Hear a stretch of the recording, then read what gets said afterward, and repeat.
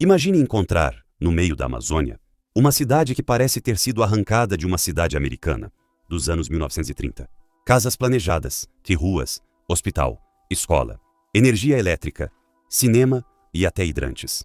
Agora imagine descobrir que tudo isso foi construído no coração da floresta por um dos homens mais ricos e poderosos do mundo. O nome dele era Henry Ford. Sim, o mesmo homem responsável por transformar a indústria automobilística. Mas por que Ford decidiu construir uma cidade inteira na Amazônia? A resposta estava em algo extremamente valioso naquela época: a borracha. Ford queria produzir sua própria matéria-prima para fabricar os pneus de seus automóveis. E para isso, criou um projeto gigantesco às margens do rio Tapajós, no Pará. O nome daquele lugar? Fordlândia. O plano parecia grandioso. Mas algo deu muito errado. Em poucos anos, o sonho de criar uma cidade industrial, americana no meio da Amazônia, começou a desmoronar. E hoje, o que restou daquele projeto são prédios, estruturas e memórias de uma das experiências empresariais mais curiosas da história brasileira. Mas, como uma cidade construída por Henry Ford acabou entrando em decadência? O sonho de Henry Ford. No início do século XX, a indústria automobilística estava crescendo rapidamente. Milhões de veículos começaram a circular. E um dos componentes fundamentais dos automóveis era a borracha. Ela era necessária para fabricar pneus e diversos outros componentes. O problema era que grande parte da produção de borracha estava concentrada no Sudeste Asiático. Ford queria diminuir essa dependência. Então, em 1927, sua empresa adquiriu uma enorme área de terras na região do rio Tapajós, no Pará. A ideia era simples no papel: criar plantações de seringueiras, extrair o látex, transformá-lo em borracha e enviar a matéria-prima para alimentar a gigantesca indústria automobilística de Ford. Mas Ford não queria apenas uma plantação. Ele queria construir praticamente uma cidade empresarial, uma espécie de comunidade planejada no meio da floresta. E foi assim que começou um dos projetos mais ambiciosos já realizados na Amazônia. Uma cidade americana no meio da Amazônia. Imagine chegar à Amazônia e encontrar uma cidade que seguia padrões completamente diferentes das comunidades tradicionais da região. Fordlândia foi planejada com infraestrutura moderna para a época. Havia casas para trabalhadores, hospital, escola, sistema de água, energia elétrica, oficinas, armazéns, estradas, porto e até espaços de lazer. A empresa também construiu uma área conhecida como Vila Americana, destinada principalmente aos administradores norte-americanos. Era uma tentativa de reproduzir parte do estilo de vida dos Estados Unidos dentro da floresta. Mas existia um problema. Ford estava tentando transportar para a Amazônia não apenas sua tecnologia, mas também seus costumes. E isso criaria conflitos. O choque cultural. Os trabalhadores brasileiros estavam acostumados com uma realidade completamente diferente. A empresa estabeleceu regras rígidas, horários eram controlados, havia restrições ao consumo de álcool, e até a alimentação oferecida aos trabalhadores gerou insatisfação. A empresa tentou impor hábitos alimentares diferentes daqueles aos quais muitos trabalhadores locais estavam acostumados. O conflito acabou contribuindo para uma revolta que ficou conhecida como quebra-panelas. O episódio mostrou algo que Ford talvez não tivesse compreendido completamente. Não bastava construir uma cidade seguindo padrões americanos. Era necessário compreender o ambiente e as pessoas que já viviam naquela região. E enquanto os conflitos aumentavam, outro problema ainda maior estava surgindo. As seringueiras estavam começando a morrer. O inimigo invisível. Ford precisava de uma quantidade enorme de seringueiras. Mas a forma como as plantações foram organizadas favoreceu a propagação de doenças. E então, apareceu um inimigo que não podia ser combatido com máquinas ou dinheiro. Um fungo conhecido como Microciclus uluei, responsável pelo chamado mal das folhas. A doença atacava as folhas das seringueiras e prejudicava severamente a produção de látex. A situação ficou cada vez pior. O terreno também não era ideal para o tipo de cultivo planejado. A produção estava muito abaixo das expectativas. E aquilo significava um problema gigantesco. Ford havia investido uma fortuna, construído uma cidade, transportado equipamentos, contratado trabalhadores. Mas a matéria-prima que deveria sustentar todo o projeto não estava sendo produzida na quantidade esperada.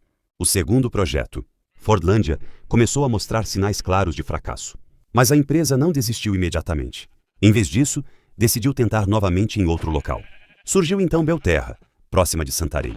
A nova área apresentava condições consideradas mais favoráveis para o cultivo. O projeto continuou durante alguns anos, mas o mundo estava mudando. A Segunda Guerra Mundial alterou profundamente o mercado internacional. E depois da guerra, a situação da borracha também mudou. Além disso, a borracha sintética começou a ganhar importância. A grande vantagem era que ela podia ser produzida industrialmente a partir de derivados do petróleo.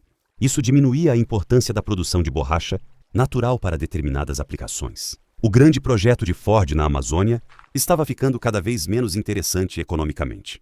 O fim do sonho. Em 1945, a empresa decidiu encerrar suas operações na região. Depois de aproximadamente 2 décadas, o sonho de Henry Ford na Amazônia havia chegado ao fim. E existe uma ironia impressionante nessa história. Ford havia construído uma cidade para garantir o futuro de sua indústria.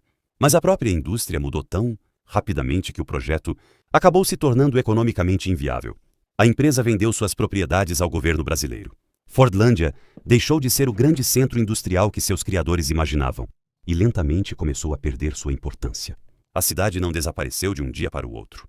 Ela entrou em decadência. Estruturas foram abandonadas. Prédios começaram a se deteriorar.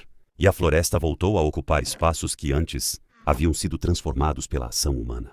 Uma cidade parada no tempo. Hoje, quando imagens de Fordlândia aparecem na internet, algumas pessoas têm a impressão de estar olhando para uma cidade fantasma. Mas a realidade é mais complexa. Fordlândia não simplesmente desapareceu. Existem moradores e comunidades na região. O que desapareceu foi o gigantesco projeto industrial que deveria transformar aquele lugar. Algumas construções históricas permaneceram, e elas funcionam como testemunhas de uma época em que um dos maiores empresários do planeta tentou construir uma espécie de pequena América dentro da Amazônia. É possível imaginar como seria aquele lugar em seu auge. Funcionários caminhando pelas ruas, máquinas funcionando, navios chegando pelo rio, trabalhadores nas plantações e administradores americanos tentando controlar uma operação gigantesca milhares de quilômetros distante dos Estados Unidos. Mas então, tudo mudou. Por que Fordlândia fracassou? Então, afinal, por que Fordlândia fracassou? Não existe uma única resposta. Foi uma combinação de problemas. O projeto enfrentou dificuldades agrícolas. As seringueiras sofreram com doenças. O ambiente foi subestimado. As relações entre administradores e trabalhadores foram complicadas. A produtividade ficou abaixo das expectativas. E o mercado mundial da borracha também mudou. Ou seja, não foi simplesmente uma questão de Ford perdeu dinheiro e abandonou tudo. Foi um projeto gigantesco tentando controlar uma realidade muito mais complexa do que seus criadores imaginavam. Ford tinha dinheiro, tinha tecnologia, tinha trabalhadores, mas não tinha controle sobre a floresta. E talvez essa seja a maior lição de Fordlândia.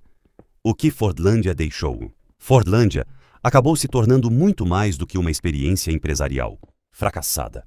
Ela se transformou em um símbolo de como grandes projetos podem encontrar dificuldades quando tentam ignorar as características de um ambiente. Henry Ford conseguiu transformar completamente a indústria automobilística. Mas na Amazônia, ele descobriu que dinheiro e tecnologia não eram suficientes. A floresta tinha suas próprias regras. E décadas depois, as estruturas que restaram continuam contando essa história. Uma cidade planejada para ser símbolo do futuro acabou se tornando uma espécie de cápsula do passado. E talvez seja justamente isso que torna Fordlândia tão fascinante. Porque quando você olha para suas construções antigas, não está vendo apenas ruínas. Está olhando para o que restou de um dos maiores sonhos industriais já tentados na Amazônia. E a pergunta que fica é, se Henry Ford tivesse entendido melhor a Amazônia, será que Fordlândia teria dado certo? Deixe sua opinião nos comentários. E se você gosta de histórias reais, lugares abandonados e mistérios do Brasil, inscreva-se no Horizonte Oculto. Porque existem histórias fascinantes escondidas, muito mais perto de nós do que imaginamos. E algumas delas estão escondidas no coração da própria Amazônia.